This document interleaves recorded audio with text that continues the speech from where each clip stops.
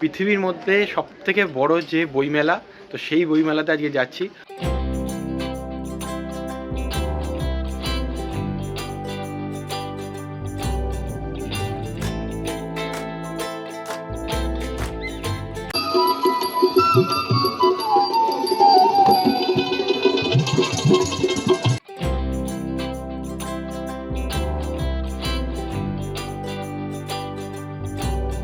তো দেখতে পাচ্ছ দুর্গা ঠাকুর কিন্তু ডাকছি অলরেডি।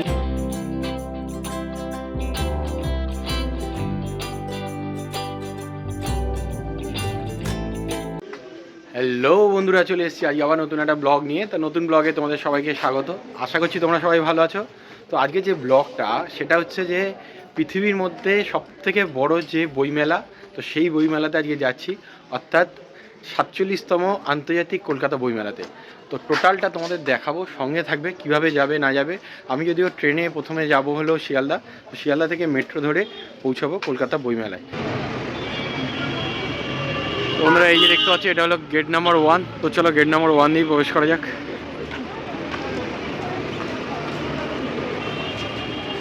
তো বন্ধুরা, 1 নম্বর গেট দিয়ে ঢুকলে এই যে দ্য এশিয়াটিক সোসাইটির একটি কাউন্টার পাবে। তাছাড়া মোটামুটি লুকটা এরকম, তো দেখতে পাচ্ছ। এদিকে সব ছোটো ছোটো কাউন্টার রয়েছে ডান দিকে।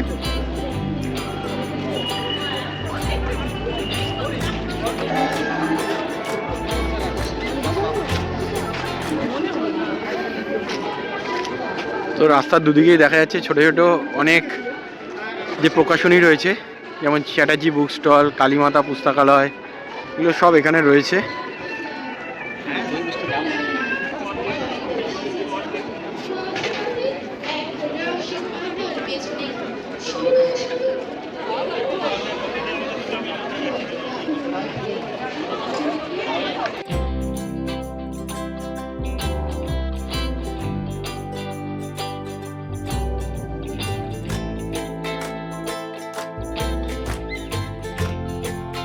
তো বন্ধুরা দেখতে পাচ্ছ যে এটা হলো 3 নম্বর গেট। তো 3 নম্বর গেট দিয়ে প্রবেশ করলে পরে এখানে কিন্তু প্রচুর বিদেশি যে স্টল রয়েছে, তো সেগুলো তোমরা দেখতে পাবে, বাংলাদেশ, ইউএসএ।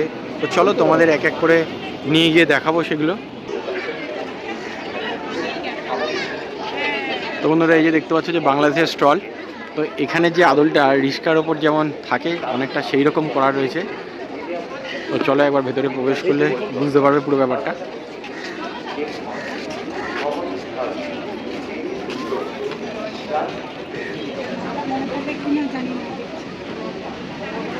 তো এই যে দেখতে পাচ্ছ বেশ বেশ ভালো ভিড় রয়েছে কিন্তু বাংলাদেশের স্টলগুলোতে।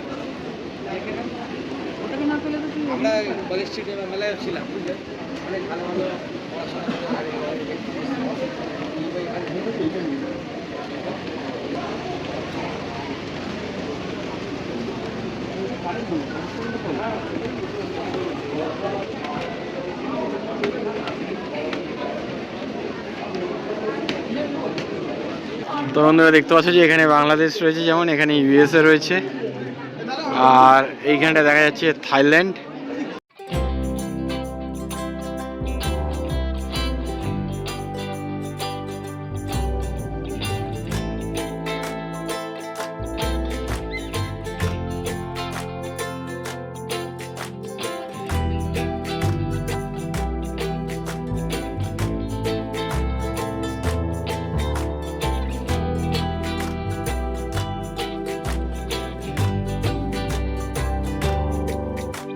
থাইল্যান্ডের কাউন্টারে এবার যাব, গিয়ে দেখব।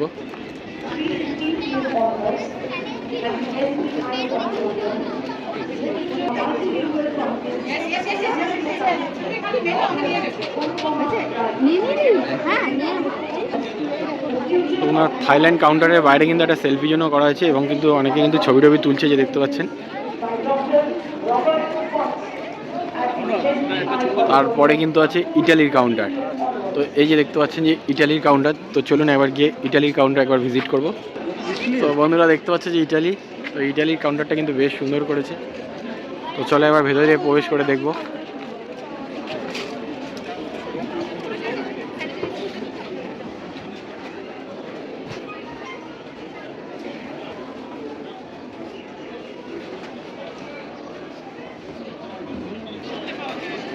তো ওনারা যে দেখতে পাচ্ছ যে ব্রিটিশ কাউন্সিল গ্রেট ব্রিটেন। তো চলো এখানকার কাউন্টার যেটা আছে সেটা একবার ভিজিট করবো।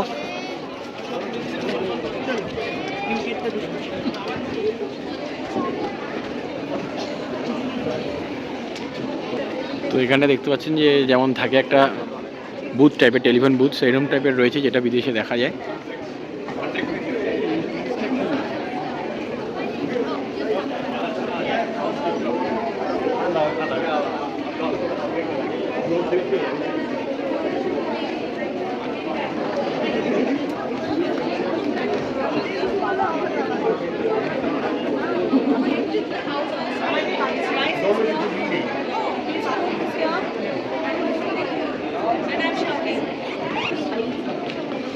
দেখতে পাচ্ছেন যে বাচ্চাদের বই পড়ার জন্য কিন্তু এখানটায় ব্যবস্থা করা হয়েছে, বা এমনি যারা আছেন তারা পড়ার জন্য এরকম ব্যবস্থা করা হয়েছে। বেশ সুন্দর কিন্তু এটা।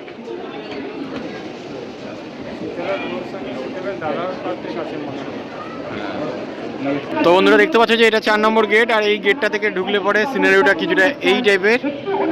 তো এইখানটা কিন্তু একটা বসার ভালো জায়গা রয়েছে, এবং 3 এবং 4 নম্বর যে গেট রয়েছে তার মাঝখানে কিন্তু যত বিদেশি বুক যারা খোঁজ করছেন, বিদেশি বই, তারা কিন্তু সেগুলো পাবেন এবং সেই পাবলিশার্সগুলো পেয়ে যাবেন। তো এই যে দেখতে পাচ্ছেন এই ডান দিকে গেলে কিন্তু জার্মানি, থাইল্যান্ড সব কিছু পাবলিশার্স এখানে আপনারা অ্যাভেলেবেল পেয়ে যাবেন।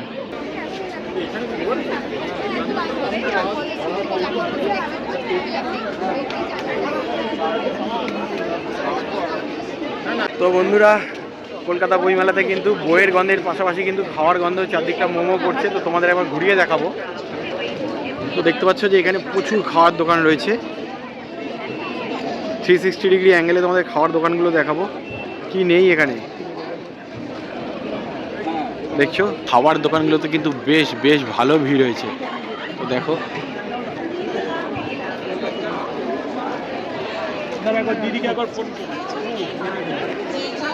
মোমো থেকে ফিশ ফ্রাই, বিরিয়ানি থেকে ফ্রাইড রাইস সব কিছুই কিন্তু এখানে অ্যাভেলেবেল রয়েছে। এই দেখতে পাচ্ছ যে নবদ্বীপের লাল ক্ষীর দই। তো এই কাউন্টারটা কিন্তু বেশ ভালো ভিড়, দেখতে পাচ্ছ লাইন পড়ে গেছে। এখানটায় কাশ্মীরি ড্রাই ফ্রুট, সেটাতেও মোটামুটি ভালোই ভিড়।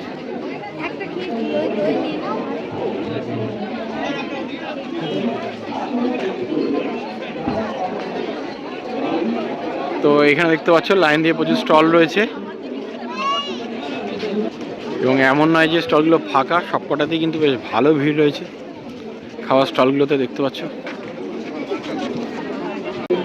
তো বন্ধুরা দেখতে পাচ্ছ এই যে 5 নম্বর গেট, আর 5 নম্বর গেট দিয়ে সোজা ঢুকলে কিন্তু দেখতে পাবে যে গিল্ড হাউস। দেখাবো তার আগে একবার 4-5টা দেখিয়ে দেবো।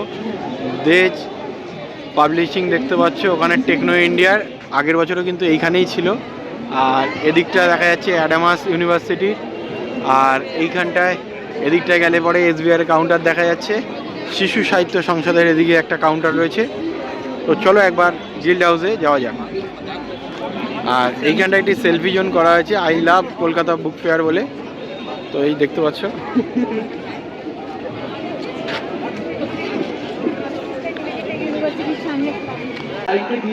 তো বন্ধুরা দেখতে পাচ্ছ যে এখানে একটা CSCর একটা কাউন্টার রয়েছে, এবং এখানে একটা অডিটোরিয়াম আছে। তো চলো ভেতরে প্রবেশ করব, অডিটোরিয়ামটা তোমাদের দেখাবো। But also I was wondering, one of the other discussions we've had earlier is about also important translations being important from. তো বন্ধুরা দেখতে পাচ্ছ যে এখানে একটা অডিটোরিয়ামে কিছুটা ডিবেট টাইপের হচ্ছে, আলোচনা সভা চলছে অডিটোরিয়ামের মধ্যে, এবং লোকজন বসে আছেন। বাট অডিটোরিয়ামটা বেশ বড় এবং বেশ সুন্দর করে সাজানো গোছানো। 5 নম্বর গেট দিয়ে বন্ধুরা ঢোকার পর যখন বাঁ দিকে যাবে, তো এইরকম দোকানগুলো তোমাদের সামনে পড়বে।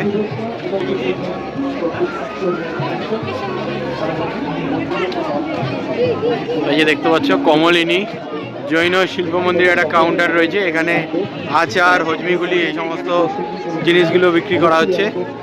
প্রতিক্ষণ দেখতে পাচ্ছ যে প্রতিক্ষণ। মিশলিন স্টার পুরস্কার প্রথম কোন ভারতীয় পান? বিকাশ খান্না, অতুল কোছর, সঞ্জিত খান্না, রণবীর পুরার। ঘুরতে ঘুরতে বন্ধুরা চলে এলাম, দেখতে পাচ্ছ যে 6 নম্বর গেট। তো 6 নম্বর গেট দিয়ে ঢুকলে কিন্তু পুরো যে ব্যাপারটা সেটা কিন্তু এইরকম টাইপের থাকবে। এখানে দেখতে পাচ্ছ ফ্যামিলি বুক শপ রয়েছে, ওখানে মানসী পাবলিশিং হাউস আর সামনে এরকম কিছু দোকান রয়েছে। আর এখানে একটা স্টেজ করা হয়েছে, তো চলো তোমাদের দেখাবো।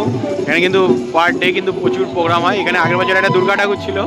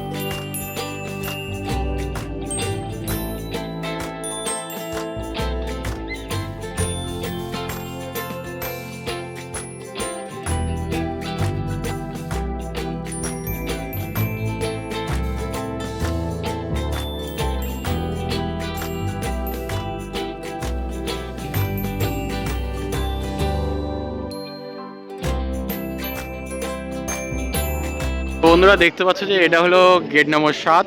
তো একে একে কিন্তু 1 2 3 4 5 6 সব পার করে 7-এ চলে এসেছি। তো 7 থেকে ঢুকলে কিন্তু এইরকম একটা ভিউ পাবে তোমরা।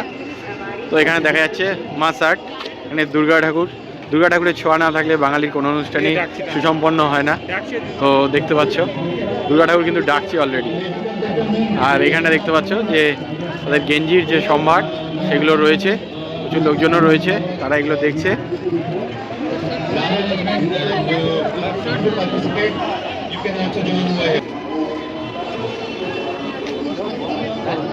তারপর দেখতে পাচ্ছ যে সংহতি প্রকাশনীর একটি কাউন্টার। এখান থেকে প্রচুর স্টল, মানে সারাদিনের দেখে শেষ করা যাবে না, 4-5 ঘন্টা কম করে লাগবে এখানে পুরো স্টল ঘুরে দেখতে হলে। তো এই যে দেখতে পাচ্ছ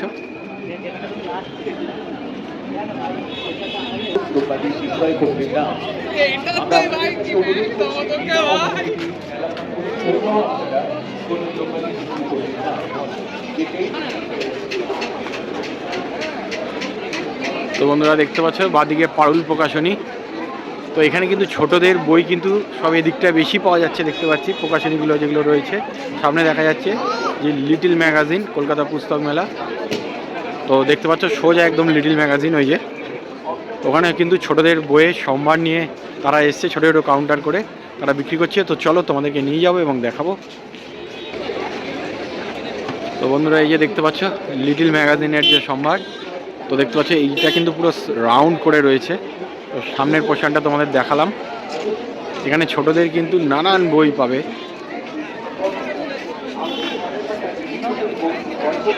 দেখতে পাচ্ছ তো এইটা কিন্তু 9 নম্বর গেট দিয়ে ঢুকলে কিন্তু এটা কিন্তু একদম সোজা পড়বে। তো দেখতে দেখতে কিন্তু আমরা 9 নম্বর গেটে চলে এসেছি। তো এই যে লিটিল ম্যাগাজিনের যে কাউন্টারগুলো সেগুলো এখানটায়, আর সোজা আবার অনেক রকম কাউন্টার আছে, যেমন দেখতে পাচ্ছ বাঁ দিকটা ধরে ছোটো ছোটো প্রচুর কাউন্টার। তো বন্ধুরা চলো একবার লিটিল ম্যাগাজিনের যে কাউন্টারগুলো রয়েছে সেগুলো একবার ভিজিট করে দেখব।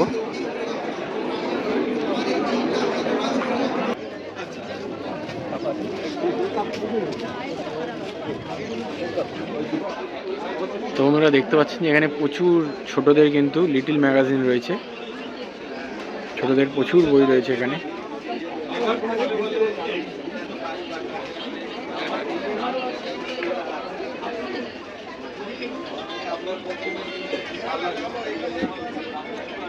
তো বন্ধুরা হয়তো তোমরা ভাবছো যে এত বড় মেলা, যেটা পৃথিবীর সবথেকে বড় মেলা, এর প্রবেশ মূল্য কত আছে। তো এর কিন্তু কোনো প্রবেশ মূল্য নেই, এটা কিন্তু পুরোটাই কিন্তু প্রবেশ অবাধ।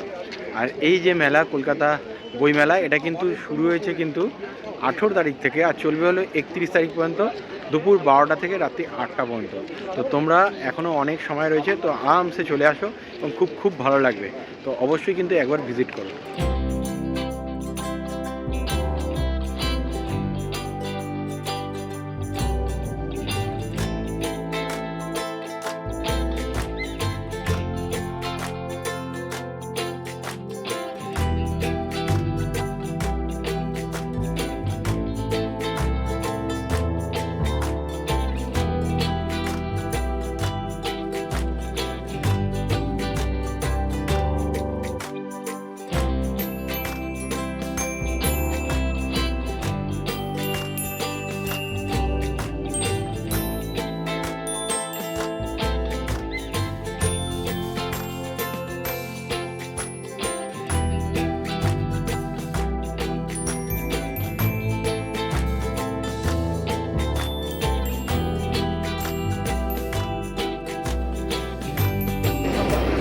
বন্ধুরা আমি তো এসেছিলাম হলো মেট্রো করে, আর তোমরা চাইলে কিন্তু বাসে করেও আসতে পারো। এই যে করুণাময়ী বাস স্ট্যান্ডে আমি এখন দাঁড়িয়ে আছি, বিশাল বড় বাস স্ট্যান্ড, কলকাতার প্রায় সব জায়গাতেই কিন্তু এখানে বাস কিন্তু অ্যাভেলেবেল রয়েছে। তো তোমরা চাইলে কিন্তু বাসে করেও আসতে পারো।